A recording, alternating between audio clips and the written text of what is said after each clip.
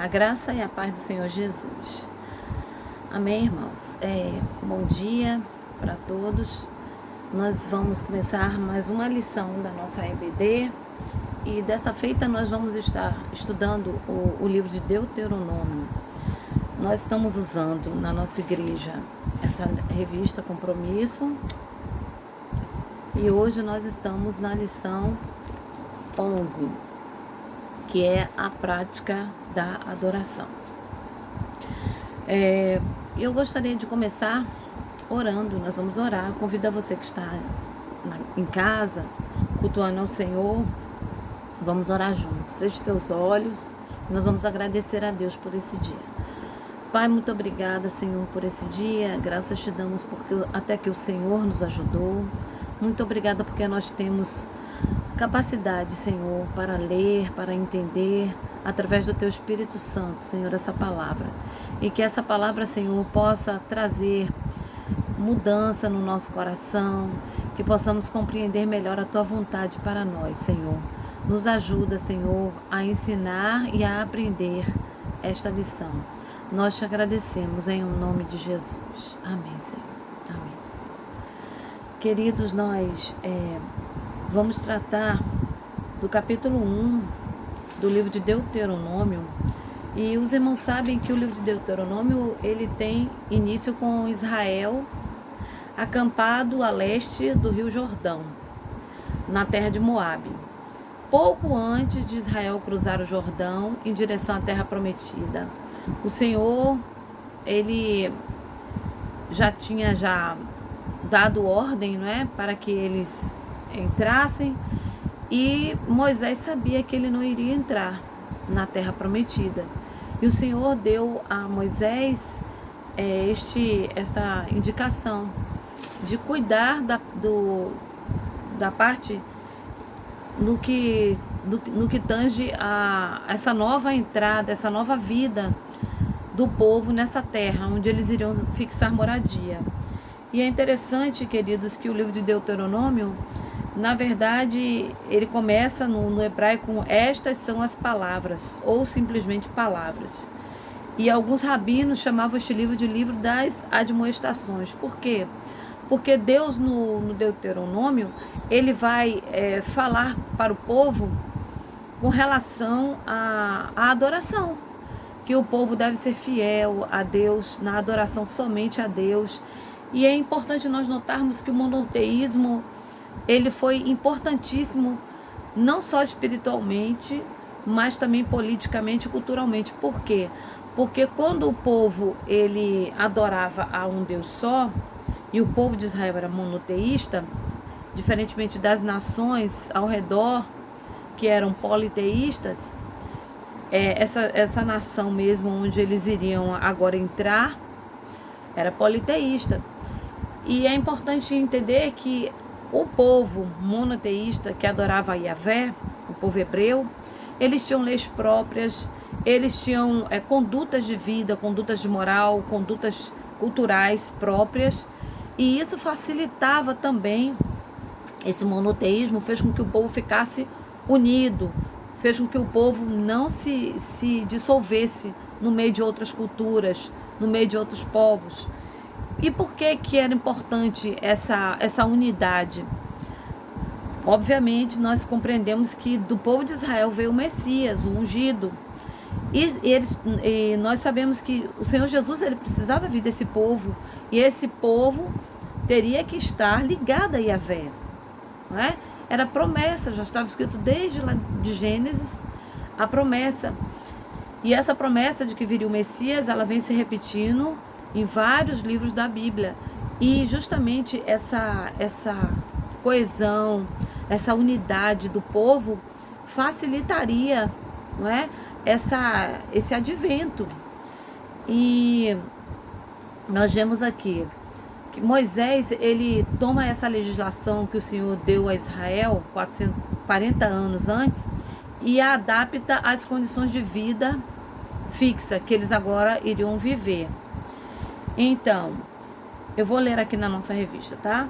O livro de Deuteronômio começa com uma revisão da história dos 40 anos de peregrinação. dessa comunidade de adoradores de Israel rumo à terra prometida. O objetivo seria trazer à memória do povo a experiência do passado, de modo que essa nova geração pudesse acautelar-se e não se desviar de fazer a vontade de Deus. Um autor chamado Mesquita, ele nos lembra que a história é uma boa mestra, embora muitos não lhe deem atenção. Nós nos julgamos sempre imunes aos males que alcançaram a outros, ainda vivendo as mesmas situações.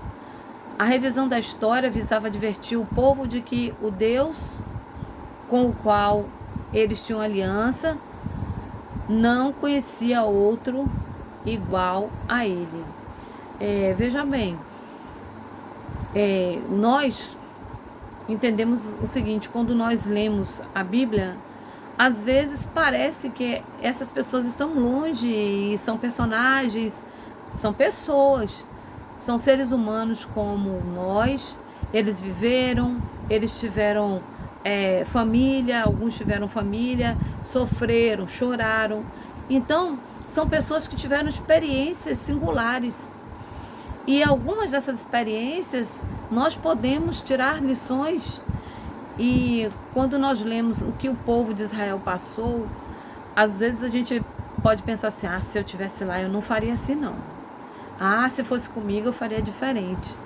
Mas tem um historiador chamado Mark Bloch, e ele diz o seguinte, que o homem é filho do seu tempo. Ou seja, o homem ele age exatamente como o tempo onde ele está inserido determina, sabe? Os costumes. Um exemplo.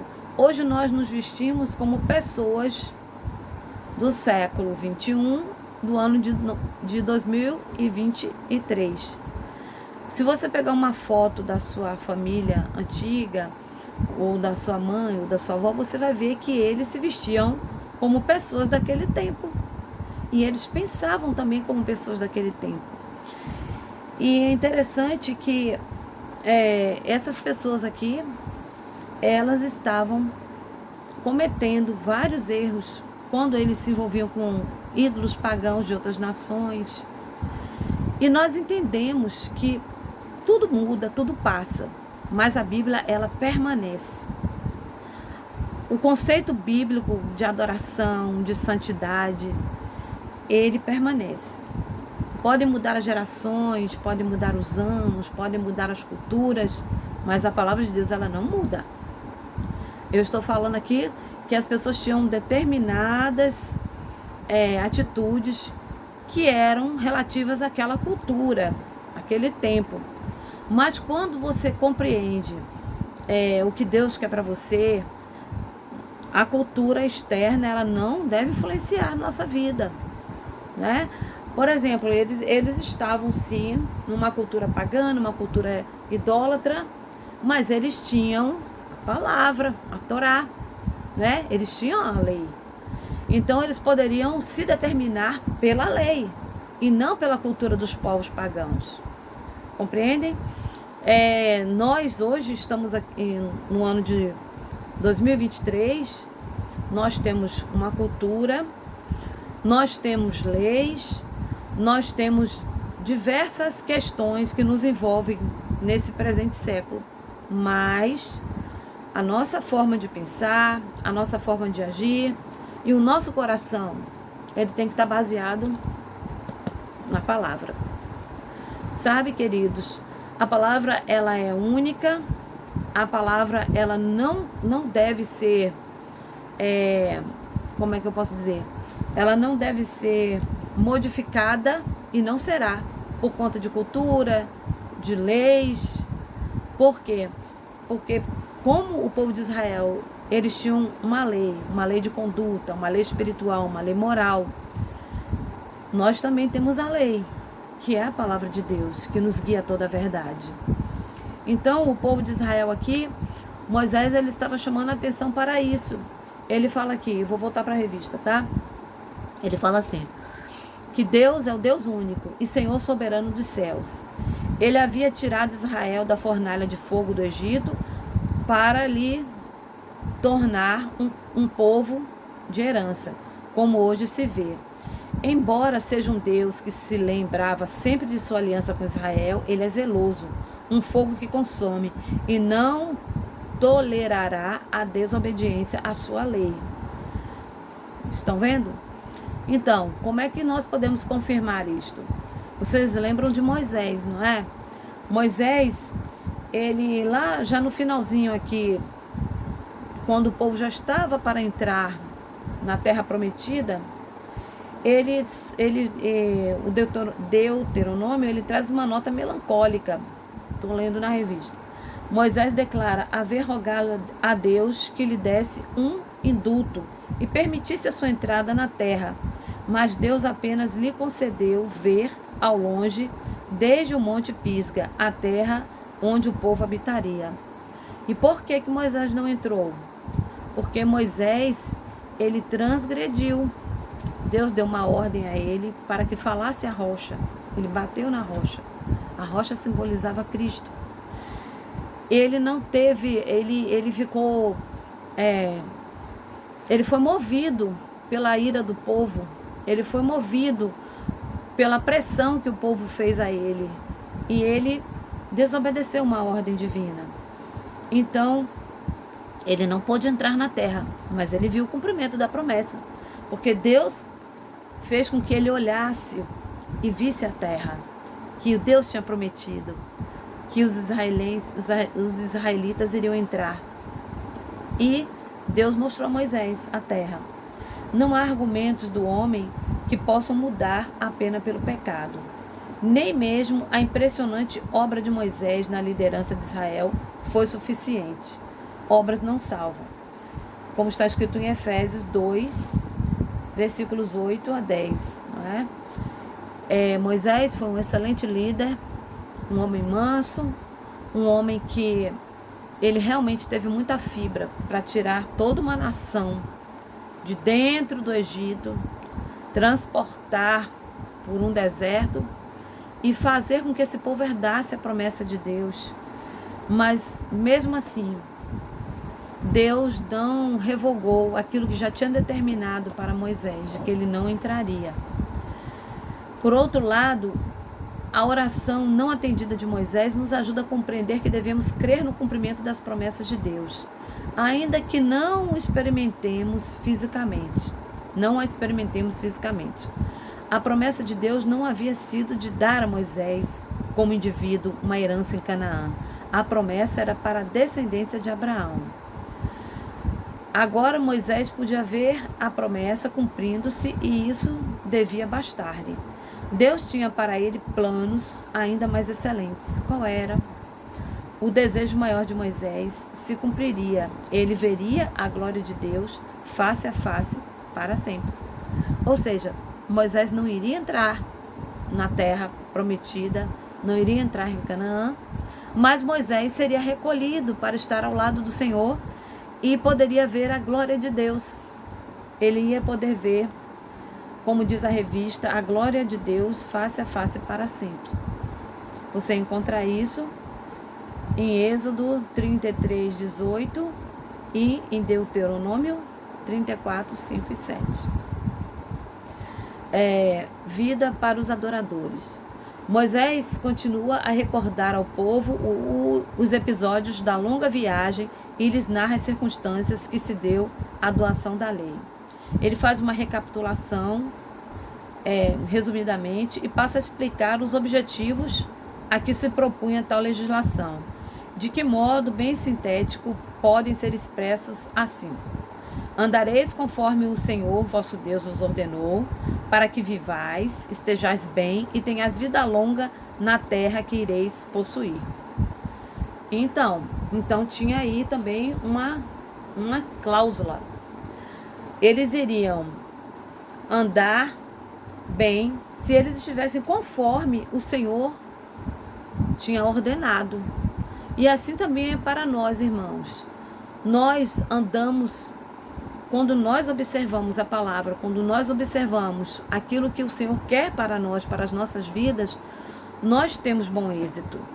Mas quando a gente faz qualquer coisa e a gente não pede orientação para Deus, certamente, de alguma forma, a gente vai sofrer alguma pena. Por exemplo, se você precisa viajar, todos nós oramos quando nós vamos viajar, mas nós devemos orar e não só pedir a Deus a bênção do Senhor para a nossa viagem, mas antes disso a gente precisa pedir ao Senhor se é da vontade de Deus a viagem, não é? Você quer fazer um negócio. Às vezes nós temos essa mania, Senhor, abençoa. Nós queremos que o Senhor abençoe aquilo que já é nosso plano. Nós deveríamos sim pedir, Senhor, eu tenho este plano.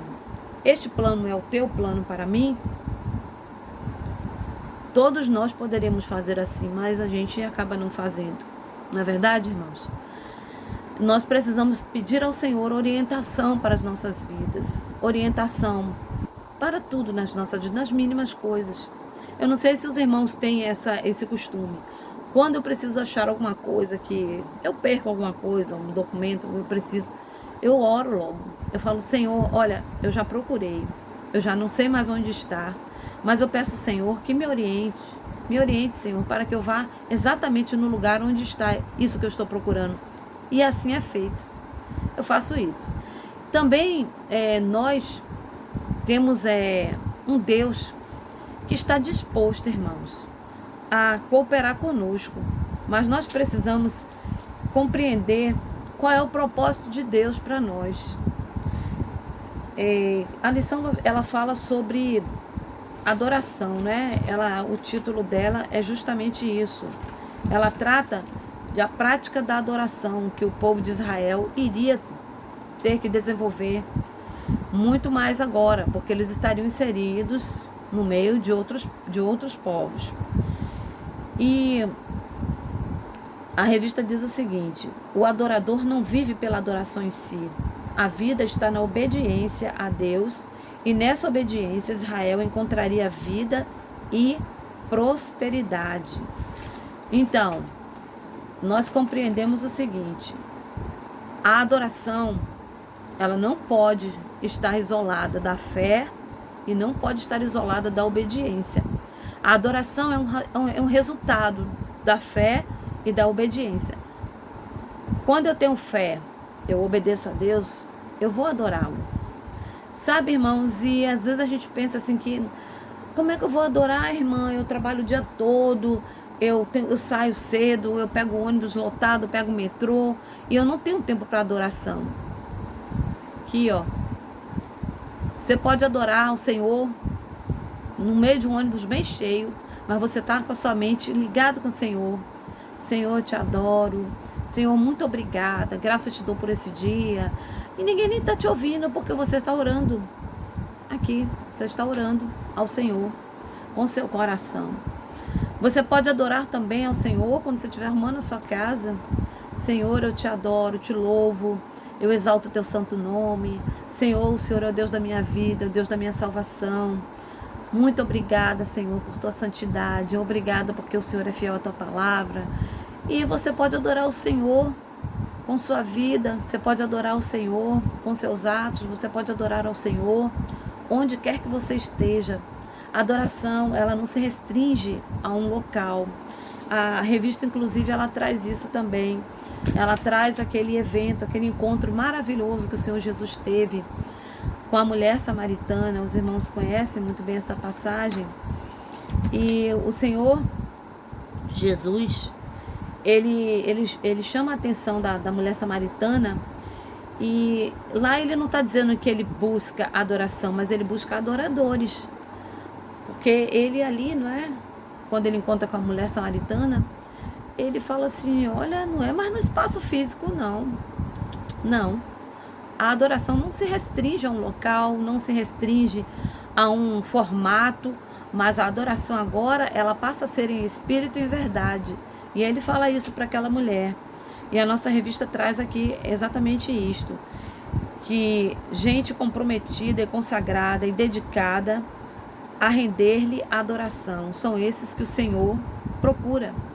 O Senhor procura pessoas que adorem a Ele em espírito e em verdade, não com assentimento mental. O que é isso? É a pessoa adorar com conhecimento intelectual. Não. O Senhor quer que nós adoremos em espírito e em verdade. Esse conhecimento de Deus intelectual, ele não basta para que nós sejamos adoradores. Nós precisamos conhecer e prosseguir em conhecer ao Senhor. Muitas pessoas conhecem a Jesus, muitas pessoas escrevem sobre Jesus, muitas pessoas elas estudam, escrevem artigos, livros, publicam até sobre Jesus, mas o personagem histórico. Mas nós precisamos conhecer a Jesus Salvador, Jesus o Messias, Jesus aquele que nos salva, aquele que nos redime, aquele que nos dá vida. Nós precisamos conhecer esse Jesus, nós precisamos ter intimidade com o Senhor. Isso é adoração. Eu estava alguns dias ouvindo uma música, enquanto eu estava aqui nos meus afazeres, eu estava ouvindo uma música que dizia assim: eu não vim aqui pedir mais um milagre, eu não vim aqui apenas de passagem, eu vim aqui para te adorar. E aí eu fiquei meditando nessa palavra exatamente, é muito, muito importante isso. Muitas vezes a gente vai até Deus para pedir. Nós somos assim, não é, irmãos? Mas nós precisamos ir a Deus para adorar. Precisamos ir a Deus para agradecer, precisamos ir a Deus para derramar o nosso coração, para derramar a nossa vida. Senão o nosso culto, ele fica um culto automático. Sabe? Aquele culto em que você não percebe que a presença do Senhor. Eu só quero trazer uma nota de que, olha, Deus é Espírito. Ele fala isso, né, no livro de João capítulo 4. E importa que seus adoradores o adorem em espírito e em verdade. Né? Deus é Espírito. Então Deus está. Onde nós adoramos, Deus está. Nós não precisamos sentir a presença dele, porque Deus não se move por sentimentos. Mas nós precisamos ter a percepção espiritual da presença do Senhor na nossa vida. A presença do Senhor na nossa adoração. É diferente de sentir. Por quê? Porque se você for adorar a Deus com seus sentimentos, não é essa a adoração que o Senhor quer. Ele quer a adoração do seu espírito. O seu espírito de uma pessoa nascida de novo. O meu espírito de uma pessoa nascida de novo. É essa adoração. É de um coração grato, de um coração contrito, é de um coração que é temente a Deus, a sua palavra. E que não se deixa enganar pela presente era, pela presente cultura. Irmãos, nós temos um compromisso, uma aliança com o Senhor. E esse compromisso requer a obediência a essa palavra. E foi isso justamente que Deus pediu que Moisés falasse ao povo de novo. Que o povo precisava compreender que para adorar a Deus tinha que ter fé e obediência. E obediência a quê? Na lei que eles tinham.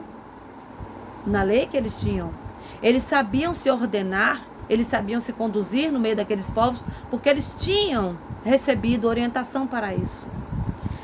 E é interessante notar aqui, na revista diz o seguinte: o verdadeiro adorador reconhece que tem de viver prostrado diante do trono de Deus em reconhecimento à grandeza dos reis, Rei dos reis e Senhor dos senhores. Isso traduz e atualiza o discurso de Moisés às margens do rio Jordão. Ele sabia que Canaã era o lugar que Deus havia preparado para os seus eleitos, para ali o adorarem, em santidade e amor, mas sabia também do risco de contaminação moral e espiritual que correria o povo hebreu se tão somente lhe fosse permitido conviver com o paganismo e a imoralidade dos habitantes da região. Em guardar fidelidade ao Senhor, a comunidade de adoradores encontra a vida abundante. Interessante, eles estariam ali no meio daquele povo para tomar posse de uma terra que Deus havia dado a eles. E Deus tinha dado a eles. Em João 17,15 diz assim: ó, eu não oro para que os tires do mundo, mas sim para que os protejas do príncipe deste mundo. Eu estou lendo na King James, tá? Então, o Senhor Jesus, ele não pediu a Deus que nos tirasse do mundo. Por exemplo, se converteu, morre, vai para o céu. Não, o Senhor não permitiu isso, não. Nós nos convertemos ao Senhor, vivemos aqui até o tempo em que o Senhor nos chame ou que Ele venha arrebatar a sua igreja. Então Moisés também falou assim, olha, vocês vão entrar nesse lugar, mas vocês precisam guardar a lei. Era uma exclusividade que Deus exigia para o povo hebreu. Canaã havia sido separada por herança à descendência de Abraão há mais de 500 anos. Falhas na conduta e na fé levaram Abraão e sua descendência depois dele a peregrinar e posteriormente a fixar residência no Egito por 400 anos. Gênesis 15, 13. Eu vou ler aqui, irmãos. Gênesis 15, 13. Você, por favor, se puder abrir a Bíblia. Gênesis 15, 13. Diz assim: Então o Senhor falou a Abraão: sabe com toda a certeza que a tua posteridade será peregrina em terra alheia, e será reduzida à escravidão, e será afligida por 400 anos. Então veja bem, Deus já havia avisado a Abraão que eles ficariam escravizados durante 400 anos. Agora, havendo o Senhor conduzido a descendência de Abraão de volta a Canaã, a terra que estava ocupada por muitos povos haveria de ser desocupada. Os hebreus não deveriam fazer alianças com os povos cananeus, porque tais alianças implicariam adotar também as suas práticas, inclusive religiosas. Aí aqui está. O monoteísmo que Deus exigiu do povo para que adorasse somente a Ele, servisse somente a Ele, vai poupar o povo de se contaminar com os deuses pagãos. E essas nações, irmãos, eram nações corruptas. Eles tinham formas de adorações terríveis. Eles faziam sacrifícios humanos, eles sacrificavam seus filhos, eles tinham práticas imorais também de adoração aos seus deuses. E Israel deveria compreender que não poderia comungar com tais questões. Deus esperava de Israel exclusividade no culto. Por isso queria dar-lhe exclusividade na posse da terra. Para preservar seu povo da corrupção, Deus mesmo limparia a terra. Deuteronômio 9, 3, 5. Se você puder abrir sua Bíblia, Deuteronômio 9, 3, 5. Vamos lá. Eu estou lendo na King James, tá? Diz assim, Deuteronômio 9, de 3 a 5. Contudo, comprovarás no dia de hoje que Yahvé teu Deus vai atravessar a sua frente como um fogo devorador. É precisamente Ele quem os aniquilará e é Ele quem os submeterá a ti, ó Israel. Portanto, tu os expulsarás e rapidamente os fará perecer, de acordo com as instruções do Senhor. Quando o Eterno, o teu Deus, os tiver removido da tua presença, não permitas que o teu coração te diga: ora, o Senhor me conduziu até esta terra para herdá-la e dela tomar posse por causa da minha justiça. Não, ao contrário, é por causa da própria malignidade destas nações que Yahvé vai expulsá-las de diante da tua presença. De fato, não é por causa de algum ato de justiça da tua parte, tampouco pela retidão do teu coração que estás adentrando a terra prometida para dela tomar posse. É por causa da impiedade destas nações que Yahvé irá expulsá-las da tua frente. E também para cumprir a palavra que jurou aos teus pais, Abraão, Isaque e Jacó. Olha que lindo, irmãos, como Deus é fiel à sua palavra. Ele prometeu a Abraão, Isaque e Jacó. E ele agora cumpre, porque Deus é um Deus que promete e ele cumpre. Sabe, queridos, quando Deus prometeu que iria colocar toda aquela nação na terra de Canaã, humanamente falando, parecia muito difícil. Tanto por causa da quantidade de povo, tanto por causa da forma como o povo se movia. O povo não conseguia obedecer o que Moisés falava. Moisés teve muita dificuldade Tanto que os irmãos sabem que é daquela geração que saiu do deserto, do Egito, aquela geração que andou pelo Egito, só quem entrou foi quem? Josué e Calebe. Nem o próprio Moisés não entrou. Porque as pessoas tinham um coração endurecido para aquilo que Deus falava. E em Canaã, o povo estaria completamente na dependência de Deus para colher o fruto da terra. Por isso, o mais seguro era destruir toda e qualquer possibilidade de desvio doutrinário e corrupção do culto. Assim como Deus havia reservado lugar para a habitação do povo de sua eleição, também designaria um lugar para que o povo o adorasse, um lugar central para o culto e uma liturgia previamente determinada pelo próprio Deus. Pelo próprio Deus, seria importante para manter a unidade do povo. É detalhe merecedor de nossa atenção. Deus provê alegria para os seus adoradores. Eu vou ler aqui. Que diferença da situação antiga, né? Sobre a servidão do Egito. Êxodo 2:23 diz assim: muito tempo se passou depois disso. Morreu o rei do Egito. Os israelitas gemeram e clamavam por socorro divino debaixo de uma escravidão. E seu clamor subiu até Deus. Então vejam bem. Eles não suportaram a escravidão. E eles clamaram a Deus. E Deus levantou o libertador.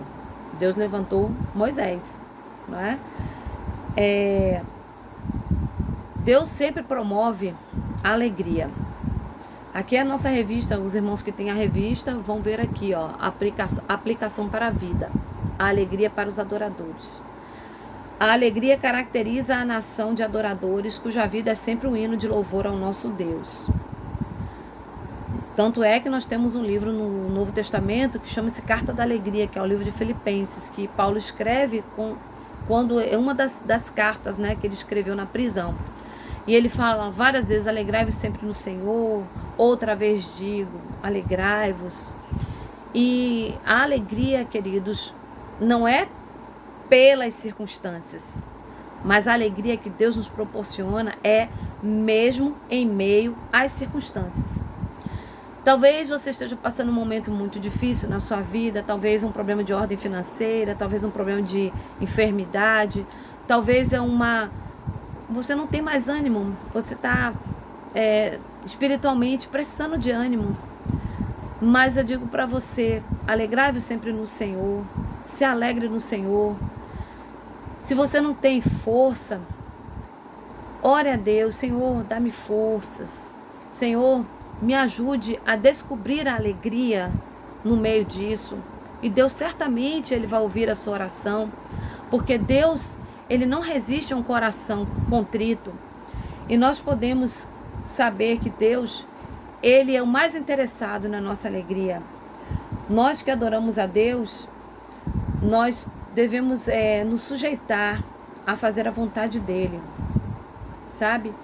Deus, Ele se alegra quando nós abrimos mão de determinadas coisas que para nós parece tão importante, mas atrapalha o nosso culto, não é? Atrapalha a nossa união com Deus, atrapalha o nosso caminhar com Deus. Às vezes é um trabalho, às vezes é uma amizade, às vezes é um tempo que que nós poderemos tirar para Deus. E que às vezes a gente fala assim: não tenho tempo. Temos tempo sim, todos nós temos tempo. O que nós precisamos é ordenar o nosso tempo e aprender a adorar a Deus em toda e qualquer situação. Aprender a adorar a Deus não somente num determinado local, mas onde você estiver e eu estiver, onde nós estivermos, nós podemos adorar a Deus. E eu finalizo aqui, na revista, finaliza da seguinte forma: a alegria do verdadeiro adorador deve ser expressa no culto, seja este privado, seja comunitário, mas sempre de modo racional e com mente renovada. Romanos 12:1-2, né? Transformai-vos pela renovação do vosso entendimento, para que compreendeis qual seja a boa, a agradável e perfeita vontade de Deus. A renovação da mente pela obra do Espírito Santo inclui renovação do conceito de alegria. Israel devia cuidar-se de não apresentar seu culto nos moldes dos rituais cananeus. Nós não devemos apresentar ao Senhor um culto segundo os padrões daqueles ao nosso redor, como eles celebram seus deuses, da sensualidade, da lascívia e da luxúria. Nós devemos adorar o Senhor com ordem e decência. E ordem e decência deve caracterizar a nossa adoração. 1 Coríntios 14, 33, 40 diz assim: portanto, Deus não é Deus de desordem, mas sim de paz, como em todas as assembleias dos santos. E 1 Coríntios 14, 40 diz assim: porém, que tudo seja realizado com decência e com ordem. Então, irmãos, nós devemos sempre buscar adorar o Senhor. Ah, minha irmã, mas eu estou tão triste. Adore ao Senhor. Ah, irmã, mas eu não tenho mais o ânimo que eu tinha. Adore ao Senhor. Oh, minha irmã, eu não sei como adorar. Adore ao Senhor. Adore ao Senhor. Comece adorando, dizendo o que Ele é para você. E eu sei que daí vai fluir um manancial de adoração. Então, que nós possamos adorar ao Senhor na beleza da sua santidade. E Deus nos abençoe. Que você tenha um dia muito abençoado. A graça e a paz do Senhor Jesus. Amém.